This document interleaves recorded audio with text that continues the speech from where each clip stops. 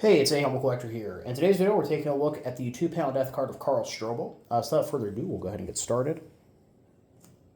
So going from the top here, in pious memory of our dear, unforgettable son and brother, Karl Strobl, grenadier who met a heroic death in the heavy fighting near Narva, Russia, on February 20th, 1944, at the age of 19.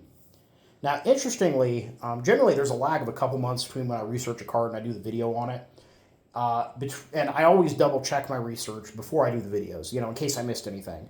So originally, I couldn't actually find a casualty record for Karl, but then when I went and looked for it, I did find a casualty record for him, exactly where I would have looked before.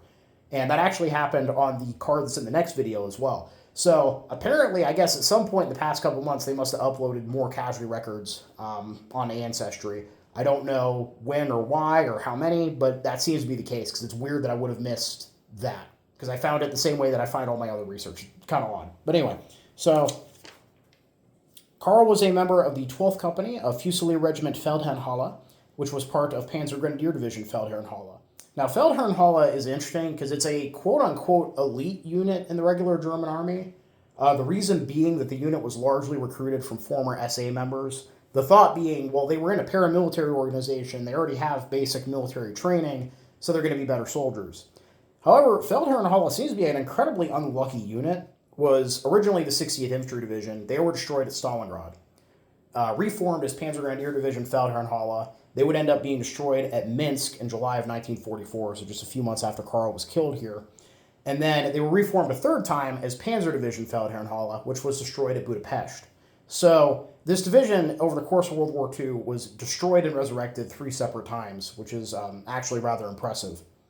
And actually, his service in a Fusilier regiment, so Fusilier is an old military term. It's not really used anymore. But there were certain units of the German army that kept the Fusilier designation, also to denote that they were an elite unit. You see that actually in a lot of different European armies. But yeah, so Karl here was serving with an elite unit at Narva and would be killed at the village of Auwere by a shrapnel wound to the head. Now, Auwere is just 15 kilometers southwest of Narva, which is what his card notes here. And that is in present-day Estonia. And like I said, even if Karl had managed to survive the death wound that he received here, his odds of being killed or taken prisoner at Minsk in July are pretty high. I do actually have another reference to Feldherrnhalle in my collection. In the booklet of the Gustav Hoffmann Shoe Company, Walter Baumann, who was killed by a headshot at Narva on February 25th, 1944. So actually just 5 days after Karl here. Moving down to the bottom of the card. Every evening when the bells hum, our spirits move lovingly there, and praying scatter devotional flowers on the hero's grave for the pious mind. So rest, good son, may God grant you the reward of heaven. Then moving to the back of the card here. Indulgence prayer before the image of the crucified.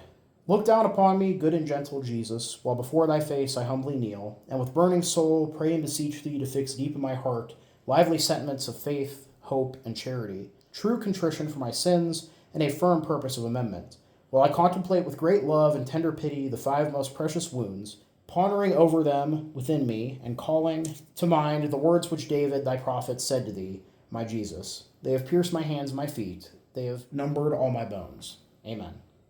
And then at the very bottom here, a plenary indulgence can be attained if the above prayer is performed devoutly and with at least a contrite heart in front of an image of the crucified Christ.